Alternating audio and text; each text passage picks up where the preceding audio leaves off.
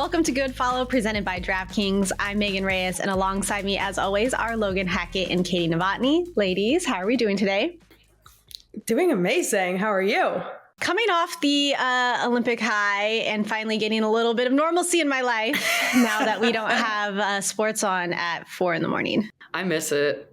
I'm just waking up to do my own sports at 4 a.m, you know, and just giving it my all. As we're talking about the Olympics, we know the U.S. women's national team took home their 5th gold medal last weekend. And prior to the gold medal match, their fans were speculating and coming up with names for the trio of Trinity Rodman, Mallory Swanson, and Sophia Smith. People came up with the Trident, but then they came out and said that they wanted to be called Triple Espresso. So let's check out a video of this guy at a coffee shop. What are you going to get? I'm going to get the Rodman Swanson Smith. A what? Triple espresso.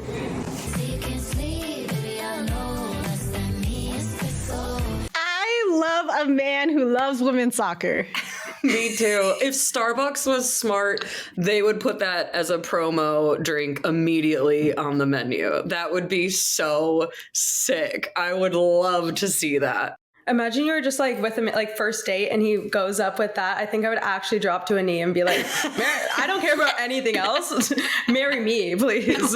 We're getting married. Yeah. I saw actually that Washington Spirit are doing this really cool promo with local coffee shops in the DC area where they're having like a triple espresso menu item at different coffee shops. Yeah, it's a really smart marketing move. You're right. The Starbucks of the world have missed out on this. That is what we want to see. Bring these women to every menu board across the United States. Give them something.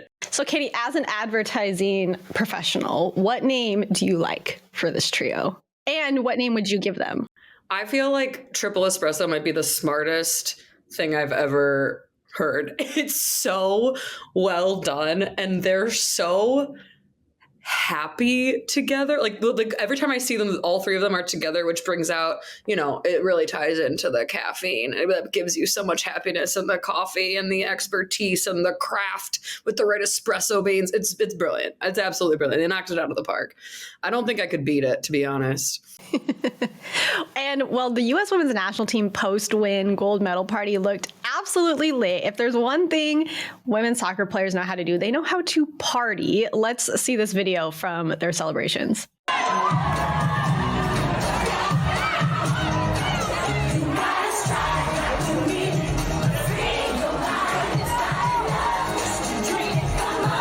You know what my favorite thing about this is, especially respectfully, a lot of the roster skews younger, that at their gold medal party, somebody said, we need to put on Cheetah Girls. Out of all things. I cannot believe I was a cheetah girl for Halloween one year, and the fact that this has come full circle, I cannot believe. I am in awe. It makes me love them even more. Also, the fire?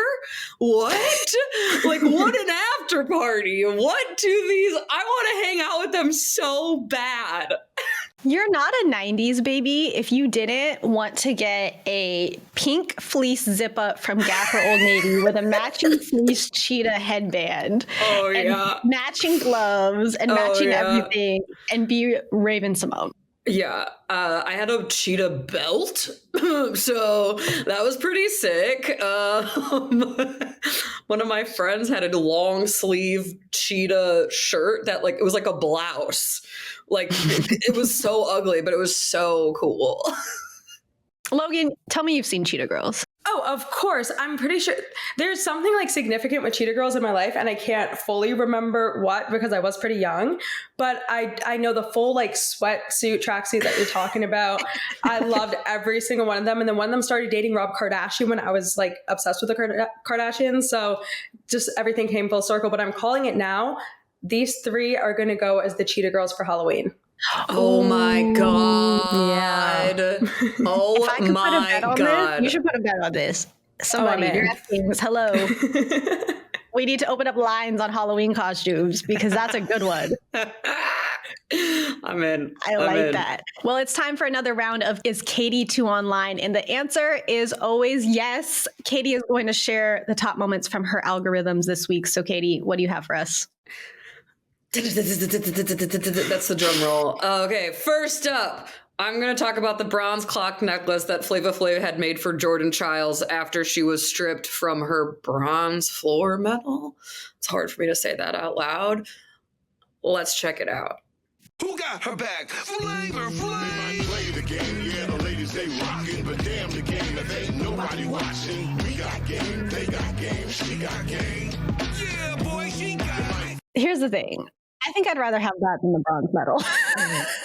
I would love for him to come out with a grandfather clock that looks like that. And I would put it in my home, and then every hour it just dongs with that song instead. I'm not gonna lie, I've watched the video multiple times and actually made a different video on it yesterday where it was just like on loop, but without sound. So that was the first time I heard it with sound, and I had no clue he had that song over it. It's so good. It's iconic. It's so good. Well, let's talk about it for a minute, though. I would love to know people's opinions on the Jordan Chiles situation, and we can try and keep this condensed because I think this could be a whole nother episode. Starting with you, Logan, what are your thoughts on it all? I don't even know how to best summarize this, but what are your thoughts on the discourse? I hate it. I really feel like she shouldn't be giving it back, especially given that Romania was like, we'll just split it. Like, give me a bronze too, and she could keep hers. And they said no. I think that's stupid. She worked hard for it. And there's other proof, apparently, that it was done in like 46 seconds. I'm not a fan of the whole situation at all. Katie, what are your thoughts? I do not like a challenge that is brought after an entire event. Like, if it feels like it should be, it's on everybody. I think, like, to your point, I think it, like, the IOC messed up but like all these extra challenges that are coming out is because they messed up in the moment. And like, we've moved on. Like, you don't get to argue a ball that went out of bounds, like, after the match was over. Like, there should be like I think in, like, there's a pitch clock for a reason, right? Like, you have a countdown. This is the amount of time you got to get the thing out the door. And if it's over, let it happen. And it just is annoying. It's like one of those little nitpicky things. I don't like it. I'm not into it. And it just ruins like the entire, it's a little gnat in the entire wonderfulness of the entire Olympics. What do you have next for us on your top moments of the week? See, speaking of things that are completely unhinged, Tom Cruise just casually dropping down into the closing ceremonies, which makes me so embarrassed already for 2028. Let's watch this. Like, he looks like he's about to do a Peter Pan song. Like, what are you doing? I'm like, stay in your lane, pal. Like, I don't know. Like, I cannot believe, I'm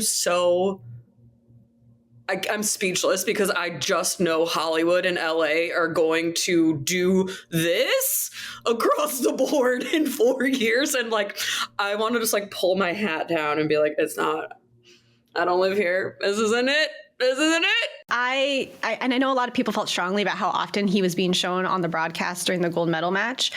And I get why, I can understand why he was the person to receive the flag, Hollywood, all of that. But what I don't understand is the most obvious thing was right there at the Olympics. Snoop Dogg is literally from Long Beach. Why wasn't he receiving the flag? Because he's not a white man. That's why. He's not a white, rich, famous man. And it's driving me crazy. We obviously know that.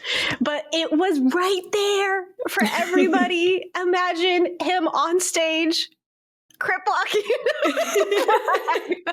That stunt was so lame. Like, he literally just like, I could have done it. That's not doing your own stunts. That's like going for a ride at the fair. Yeah, like ride at the fair. Like, to be on a BMX bike and ramp up and dive through a ring of fire and then do a flip. Yeah. And then like go in through the ring of fire into a swimming pool. Like, I want to see that whole thing. Okay. What else do you have for us, Katie? The WNBA is back. And you know what that means? Ellie the Elephant is back in our feeds, baby. She freaking came back with a vengeance, and Ciara brought her out on her stage at her concert in Brooklyn. Let's watch.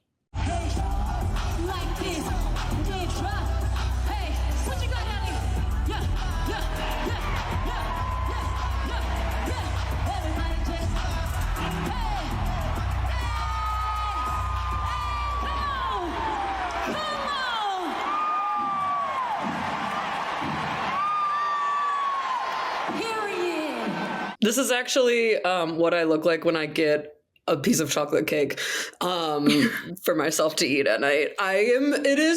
She's amazing. She's absolutely, what a move. I still hold on to my theory that Ciara is Ellie the elephant, or has been Ellie the elephant.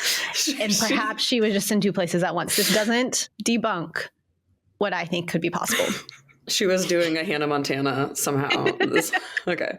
Right. All right, close us out, Katie. What's your last moment? Our last one is it's a emotional piece. It's a great one to end on because we're talking about Paralympics a little bit later. But I am obsessed. I am writing the script. I am creating the pitch deck for the Olympic and Paralympic love story that is Tara and Hunter Woodall. Watch this video of him reacting to her becoming a gold medalist. And bring the tissues. Let's go, baby! Oh my God, oh my God, oh my God, oh my God, baby, you're the Olympic champion. You're the Olympic champion. Oh my God, you did it. Yeah! Yeah! Yeah!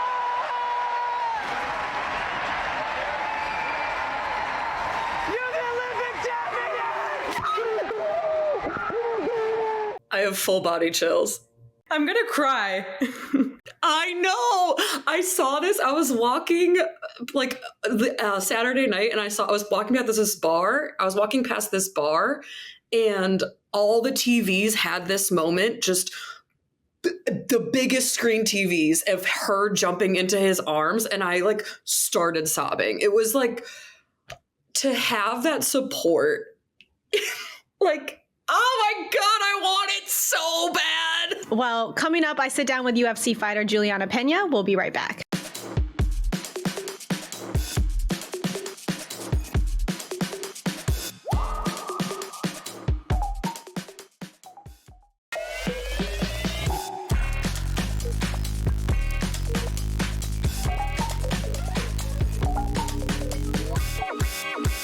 Welcome back to Good Follow. Joining me today is UFC fighter Juliana Pena. Juliana, it's so great to have you on the show. How are you today? I'm great, Megan. Thank you so much for having me. It's a pleasure to be here. Well, I am very excited to learn from you. And to start, I would love to know what initially drew you to MMA and how you got into the sport. Okay. It was actually by an accident. My sister had invited me to a woman's cardio kickboxing class to lose some weight because she's she's painfully shy. And I went with her to join because I needed to lose some weight. And I threw my first punch, and my trainer asked me where I learned how to box. And I said I had never boxed before. And he said, well, where did you learn how to punch? And I said, well, you just taught me. And so I threw my first punch at 19 years old, and I haven't looked back since. It was all by accident. That is so cool. Boxing is actually one of my favorite workouts. I will admit I don't go often and I haven't been in a while, like pre-COVID, but it is one of my favorite workouts. And similar, I went to a class for fun with a friend and I fell in love with it. It's such an underrated, good workout and a great way to get some aggression out.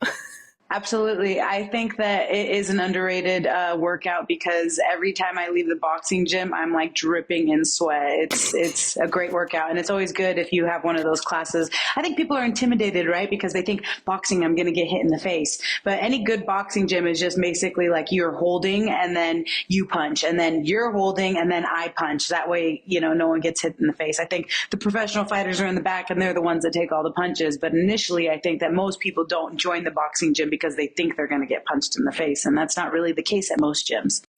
Right. Well, if anything, I learned that most of the boxing classes I went to was way more abs and legs and not even that much punching than I wanted. So people that aren't new to it will realize it's a lot more conditioning. Yeah.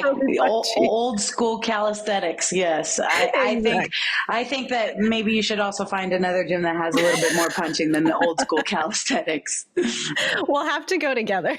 Oh, I would love to. So being in MMA, as long as you have, is there a particular hobby or skill that you've picked up throughout your career that may have surprised you? I'm from Spokane, Washington, but now I'm based in Chicago. And last week I came back from Spokane. I did my first ever keynote speaking engagement, and I spoke in front of 350 supervisors from this company called AG West.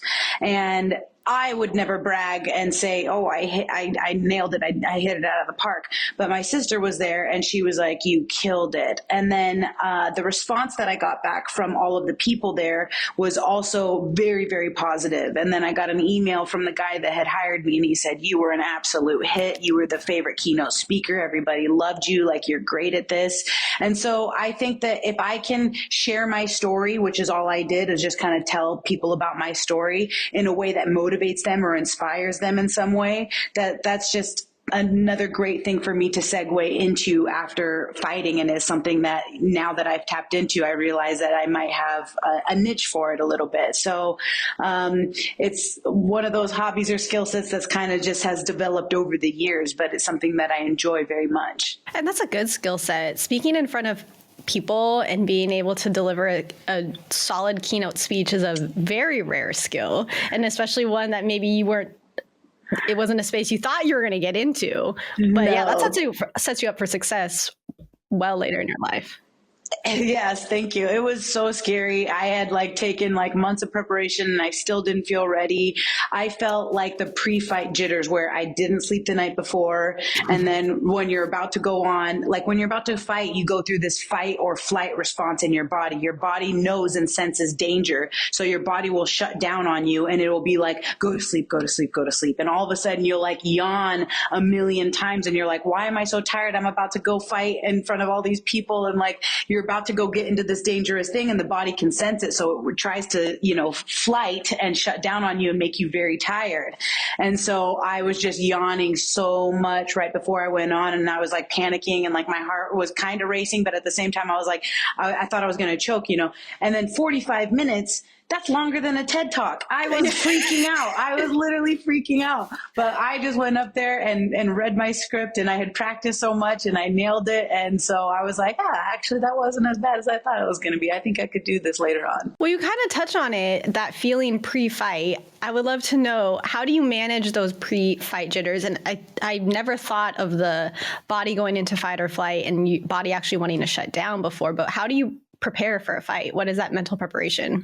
So I would say that months of preparation that I did for this keynote speaking is also what helps me when I'm fighting. It's like mat time. I wrote out the speech, I practiced it over and over, and then I would just whatever ear I could find, I would just rant for 45 minutes. I couldn't even make 45 minutes. I was only making 20 minutes at the most. And then it would be 25 and then I would get to 30. And then when I got up on the stage, it was I blew past the 45 minutes and added 7 minutes. So I think that the thing that helps me in fighting get ready mentally is just mat time and preparing and making sure that I'm showing up to my practices and giving it my all. That way, when I get inside the cage, I'm happy that I didn't go out on that Saturday night and that I didn't miss a practice. I'm thanking my lucky stars that I made sure that I stayed focused in what I had to do, which was no fun time, focus right now on making sure that you're the best possible fighter that you could be and optimizing all of your time and all of your practices on the mat. That way, when that cage door closes, you know that you did everything that you could to prepare for that. And that gives you confidence. That gives you, the reassurance that you could literally put the Hulk in front of me right now and I'm going to smash him. I love that. So if I'm understanding, if you're in that moment, you have pre-fight jitters, anxiety, maybe your body is going into that flight mode and internally you want to shut down. So you're then shifting your focus to everything that you have done to prepare to then divert yourself from wanting to get nervous and anxious. Yeah. And then there just becomes a point in time where it's you got to jump off the diving board. You know what I mean? You fall off the horse, you get back on, or it's just one of those things where there's nothing left to do but to just do it. And at that point, you're can everybody get out of the cage? Get this camera out of my face. Shut the door. I'm ready to wreck this girl in the hallway during fight week because I've been waiting so long to get this done. I can't take it anymore. Just let's go. Let's just do it, and see what happens. Maybe the chips will fall where they fall. And so there just becomes a point where you just got to take that step. And as soon as you get punched in the face one time, you're like, I got this. I'm here. Yeah. Okay, I woke up. Let's do this. You realize that you have built it up inside your head to be this giant problem. And then as soon as you get into the clinch with this person or feel them, you're like, I've been doing this for months. This is no big deal. I made it into this big, gigantic thing and it really wasn't. So athletes are known for having superstitions. A lot of great athletes have their little superstitions or rituals before they compete. Do you have any superstitions or rituals of your own before a fight? I can tell you that I grew up very superstitious. You know, if I saw a black cat, you know, or like in a ladder, you know, underneath the cat in the ladder, like I used to be extremely superstitious. I had a bag of rubies and horses and pennies and butterflies. And if I didn't have this bag of, you know, trinkets, these like tchotchkes, I would lose my mind. I would be like, oh no, you know, if I didn't have a particular pair of underwear that I wore every single fight when I was on The Ultimate Fighter, I would lose it.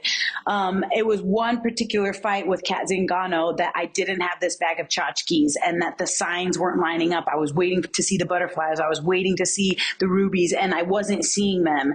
And then the referee came in that had reffed one of these fights in Salt Lake City that I had lost, and I lost a hometown decision. And I was like, I can't have him as my ref. If I have him as my ref, I'm going to lose, you know? And so all of these things were like, none of my superstitions were lining up. And I was like, oh no, what am I going to do? And then I went out there and I won the fight. And so it kind of just debunked all of these myths and superstitions that I had been building up in my head. And I just thought, it's not real. None of it's real. You just can't think like that. These superstitions are ridiculous.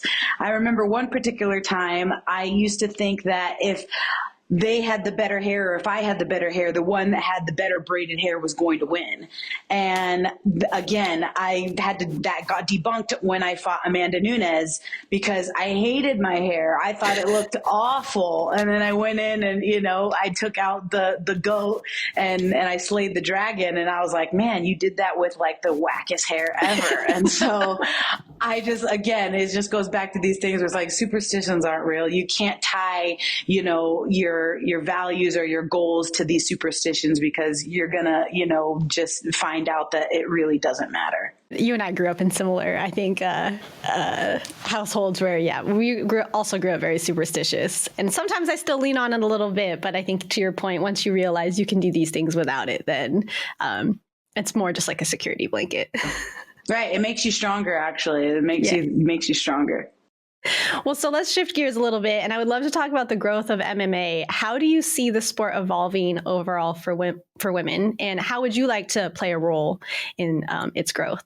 So the way that I have seen the sport evolve is the fact that I just got done sparring a 16-year-old girl who tried to whoop my tail up and down that octagon. And I'm like, oh my gosh, these kids are just like, they're getting better, faster. They're starting younger. And the sport is not so rare anymore for women to the point that like, parents are wanting their kids to be involved in mixed martial arts and they're begging them to, you know, fight and to pursue this type of career because they can see how lucrative it could be. And also what a great way to, you know, get out that aggression or just be able to do something positive with your life. And so, you know, MMA has completely changed my life. And I feel like people have seen, you know, these women prior to me and with me going through this evolution of it not being such a rare thing. It's just a job just like anything else. And so where I see it evolving is they're starting younger. There's little kids that are like trying to whoop my tail at 16 years old, whereas I didn't have that when I was growing up. I was the young buck. And now I'm like, all these young bucks are coming up in the ranks and I'm just like,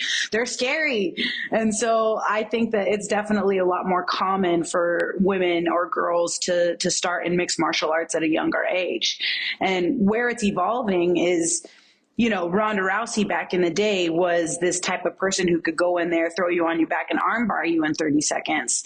And then the sport started to evolve where it was like, once you shut that armbar down, what else do you got? And the sport started to evolve in terms of striking and being able to shut down the one-trick ponies. And it's just evolving to the point where you better be versed everywhere because if you're not, you're going to lose.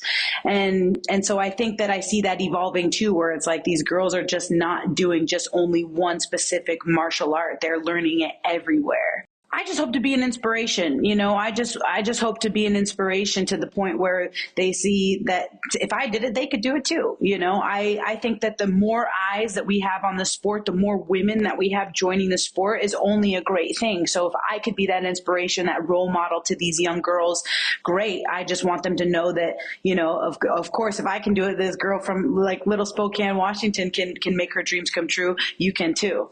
So, Juliana, you haven't fought since 2022, but you're next up for a title fight to reclaim your belt. So how do you feel about your first fight back possibly being one to reclaim your title? I am jonesing at the opportunity to get inside that octagon. I am literally ready for them to say go.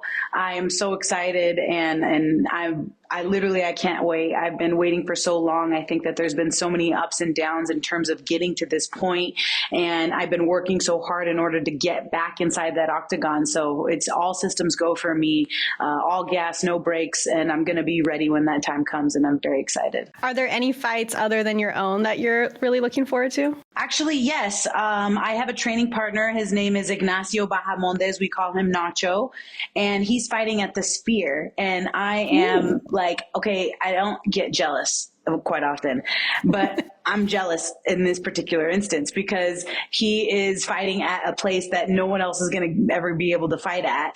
And it's going to be so epic, and it's going to be so cool. And so I know he's going to smash his opponent. And so it's just going to be so awesome to see him fighting at that venue. And I can't wait for it to happen because I know that that entire card is going to be absolutely epic. This is completely side note. Have you been to the Sphere yet?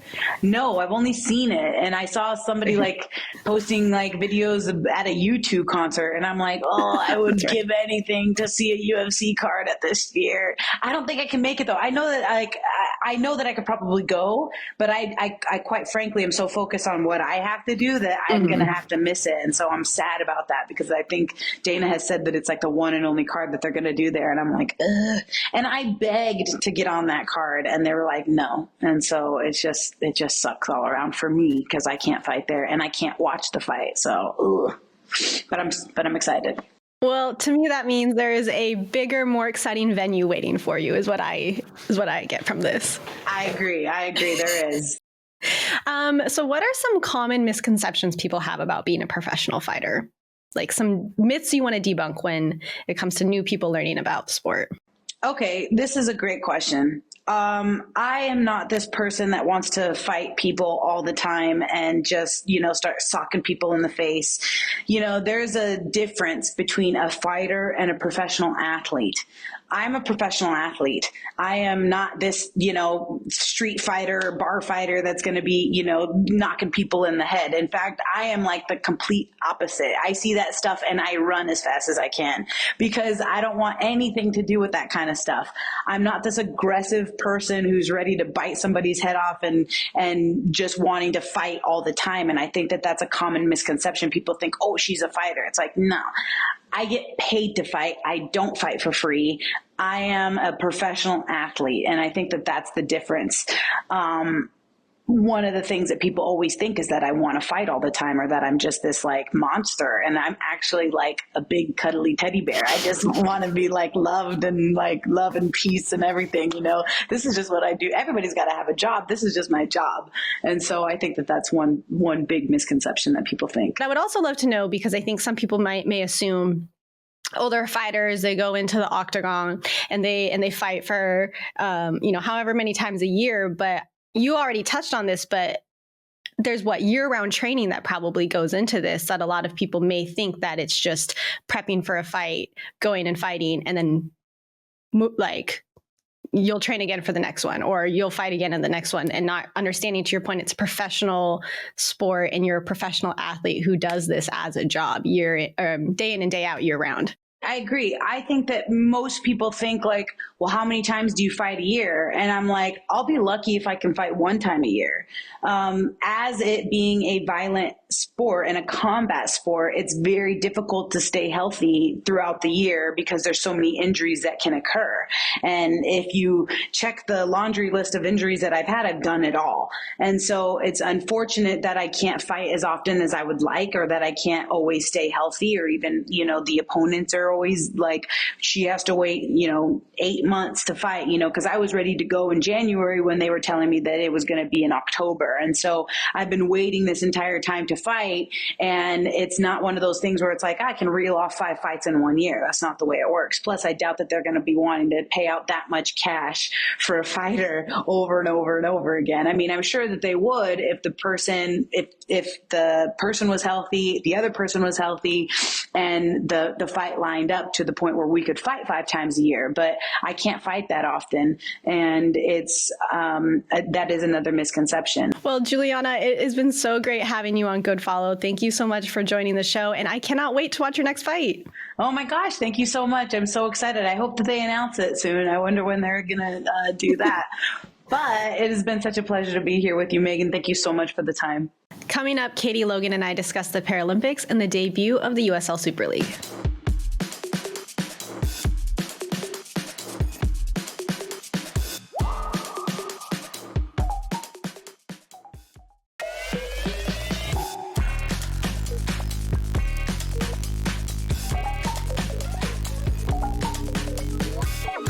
Welcome back to Good Follow. The Olympics, as most people know it, are over, but we cannot and should not overlook that the Paralympics start in less than 2 weeks. Let's check out this PSA from rugby Paralympian Chuck Aoki. The Olympics just ended. Everyone is kind of sad, rightfully so. These games were incredible for just so many amazing reasons. Some of the best games in my lifetime, as far as I can recall. What I think is so interesting about this is the last time I remember us being like this collectively sad, just bummed out as a country, as a world, is when Game of Thrones was on TV. Back when Game of Thrones was good, sorry, I'm not sorry, it was all people could talk about. Everyone was watching it. It was huge, it was massive, it was everywhere. And when the season would end, it was like, oh man, we got to wait so long for another season. It's forever to get here. It was just a big bummer. The difference this time, of course, is you don't have to wait long for season 2 in Paris. The Paralympics are coming on August 28th. It's 2 weeks away. To have all new characters, a lot of the same sports, some new ones, which are rugby. Check it out. For me, the most exciting part is me and all my friends are in season 2. Like, make sure you turn in to watch us. The sequel's coming. Let's go. I love this analogy so much. Season 2 is coming and it's hot. It's hot, you guys. I think we need to be so tuned into this. I am a big proponent of Paralympics and anything that helps elevate people with disabilities. My mom has a neurological disorder called transverse myelitis. And so she went from like walking with a cane to walking with a scooter to walking with a walker and then walking to a scooter. And it is so hard to get visibility for her and her community. And this is an amazing way to remind the world these people can really show us what inner strength really means. It is amazing to watch. During the Olympics, I always have like, you're watching somebody and you're like, oh my gosh, that's amazing. Or, oh my gosh, how did they do that? But in the Paralympics, especially because there's so many different categories and like levels with every single sport, I'm always watching it just like in awe and absolutely amazed. But then it also has the other perspective, like there's some people who think just because someone is a little bit different, they can't do the same things or anything. And that really takes me to a place where I'm like, they are better than me at probably literally everything. And I think, oh, they're always so special and like cool things happen and there's drama and everything. It's just like the Olympics. So I'm so excited. Just the everyday stuff that tires my mom out. I'm like, I don't know how you even get up to shower every day, So watching these people, I actually just watched Watershed, which is a documentary on Peacock about Mallory Wegman, who is a Olympic swimmer and what she has done with her career. And she has a line that she says, I've done more on 4 wheels than I could ever do on 2 legs. And I was like, get it!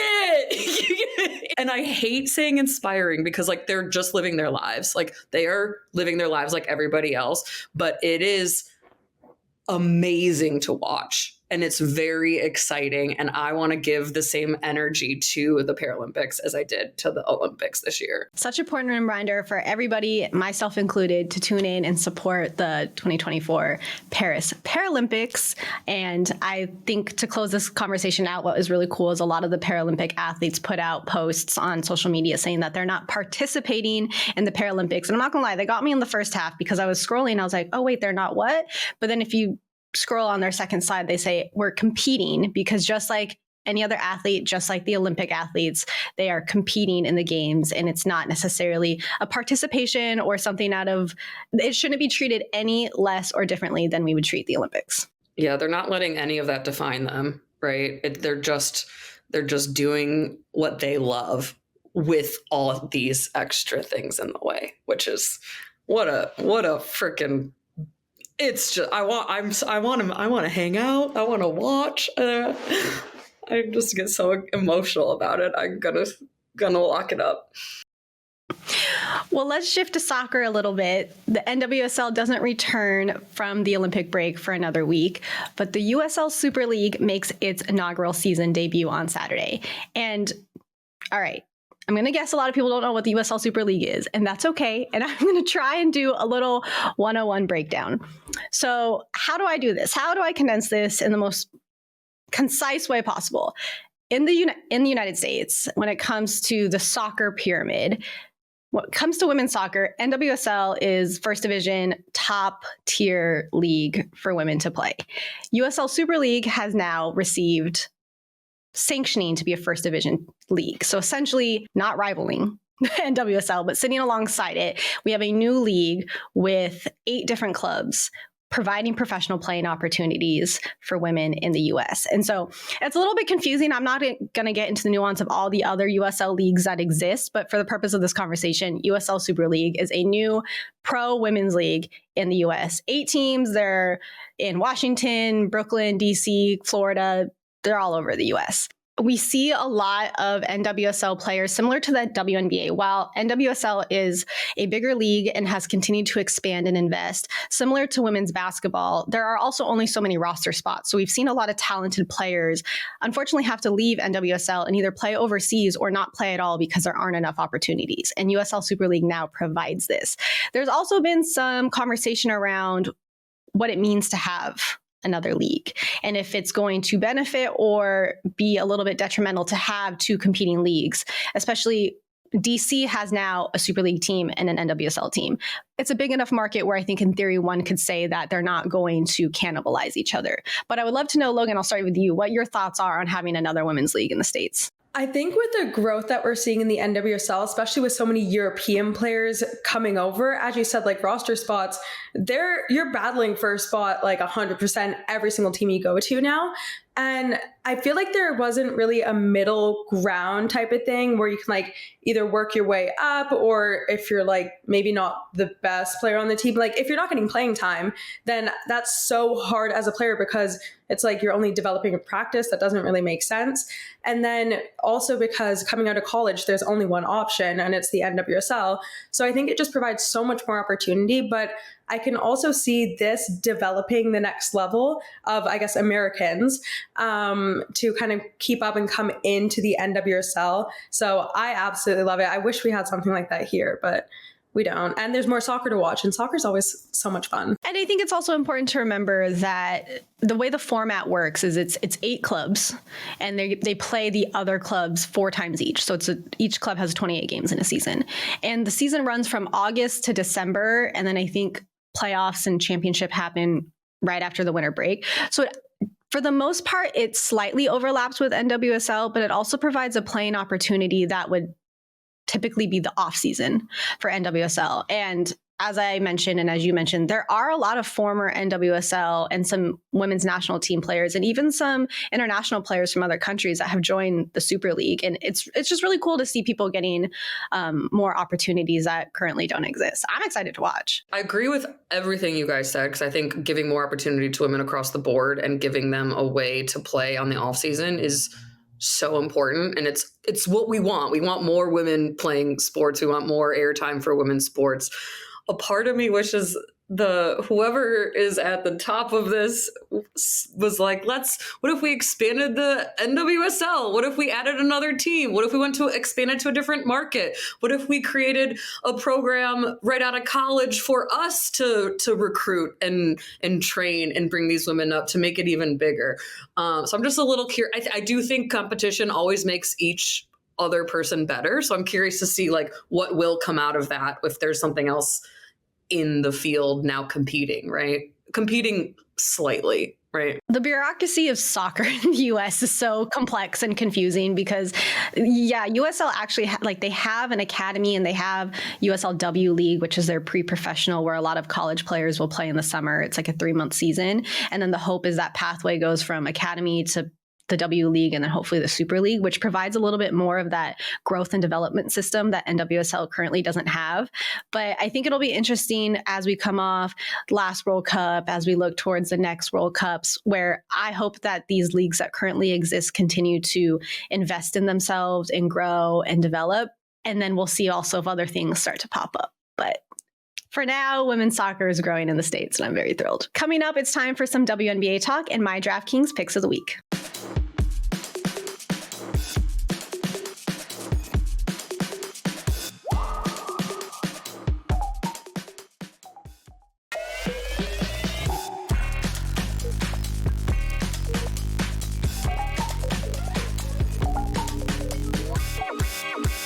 Welcome back to Good Follow. It's now time for this week's DraftKings picks. Anybody want to take a guess on who was the second most bet team of the entire 2024 Olympics by handle on DraftKings Sportsbook? Anyone? No? Okay. It was the U.S. women's basketball team, which means we're all excited that the WNBA season is back on track. Looking at tonight's late game, the number 2 ranked Connecticut Sun will take on the Dallas Wings. I'm picking the Sun in this matchup. The lines are sitting at -218 for the Sun and +180 for the Wings on DraftKings Sportsbook, and it should be a close game. For player to watch, I'm looking at 14-year veteran DeWanna Bonner to pull through for the Sun. Last season, she moved to first on the list of 30+ point performances in franchise history and actually recorded her 500th career three-pointer in a win over Dallas. Logan, what do you think about Dallas's chances against the Sun? The betting lines are really, I was shocked by them, I'm not gonna lie. But I saw your face. You were like, yeah, I thought it was gonna be a lot more. But to be honest, I think it's because Dallas has Satu Sabli, Maddie Siegrist, and Jaylen Brown, who are all medically cleared and scheduled to make their return to the roster. So I think that's a huge component that's driving them, especially with Satu and Jaylen being like expected to play. With that being said, in doing that, they had to cut Odyssey Sims and Monique Billings, who were very important when they were kind of going into the break, especially Odyssey Sims. So I think with the rate that Connecticut was going at, and is probably going to continue to go at, being in second place, Connecticut's going to take that one. I will be interested to see how Dallas kind of adjusts around and gets everybody right back into play. But I'm going with Connecticut. Kitty, where are you at in the WNBA fandom? Have you picked a team yet? I'm really torn because everyone's talking about the Sparks, but I have to stay true to Chicago. I think you have to. The thing is with LA people, and I don't think anyone is going to say I'm wrong here. They're bandwagon people and they love a fad. And Chicagoans stay true no matter what happens. And I want to stay on that train. So that's where my heart is going to lie. That's where I'm going to pledge allegiance to. That is what, I literally wear a Midwest necklace every single day. Like, I would be a fraud. I think I would be a fraud. And I think people are going to Sparks games because it's cool and popular and trendy and they want to be seen and they want to post it on social media. And they're not there for the actual, okay, maybe some of them are. I don't want a blanket statement, but I'm going to double down on Sky. And I think you have to. I think so too. I think it's only right. Yeah. Honestly, with you saying that people go to LA Sparks games just to be seen and to be trendy, that's honestly very impressive. That's showing how much progress there is, because I feel like to make it a trendy thing to do. Yeah. You saying that, I'm the gears are clicking. I'm like, oh my God, this is a thing. Women's sports are going to be cool. This is so cool. And over the weekend, I was talking a lot about the Olympics, obviously, because I can't stop talking about them. And so many dudes were talking about how they were placing bets on the women's team. They're like, I got money on that. And I was like, yeah, you freaking do, dude. And they were so excited about it and talking to me about it. And I was watching these very dude-like dudes go in on the women's Olympic team and the analytics of it. And I was really excited. So it is, the wheels are clicking. They're clicking. Logan, as we go into the second half of the WNBA season, do you have any finals predictions? New York for sure. They started the season on a hot streak, but also you have to think of the vengeance that they're kind of coming back for. I mean, especially after last year. And I feel like they've been building brick by brick by brick, and they're just kind of at this moment, it would be really sad if they completely lose everything that they had for the second half. I'm going with New York. And hot take, the Aces, no, will not be in the finals. Oh, so then who do you have? Yeah, that I haven't really figured out. Yeah, I actually would love to see Minnesota. I'm not too sure like if that would work out properly, but Minnesota is having a heater of a year, especially considering that they haven't been good for a pretty long time. So you've got Minnesota and the Liberty. Who do you have as a finals MVP? Stewie. I feel like, especially after, I mean, I know the Olympics has nothing to do with it, but like having that high wave, yeah, Stewie. She saved them. She saved that team in the gold game. I really liked watching her play, and I'm gonna back that based on the game I watched alone, because I was like, we need something. Okay, I like it. We got Liberty and the Lynx in the finals. Brianna Stewart, finals MVP. Logan said it. If she's wrong, she said it. I didn't. Well, the foundation of this show, as you know, is that communities get built one good follow at a time. Each week, one of us will highlight a person, page, or brand as the good follow of the week. And I am up this week, and my good follow of the week is my friend Ciara Williams, who goes by T. She's on social media as Real Talk with T.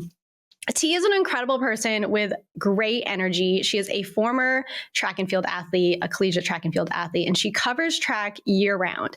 She goes to indoor, outdoor. She'll be in Budapest for World Championships. She travels to all these meets, and she interviews and interacts with all the athletes like they're her best friends.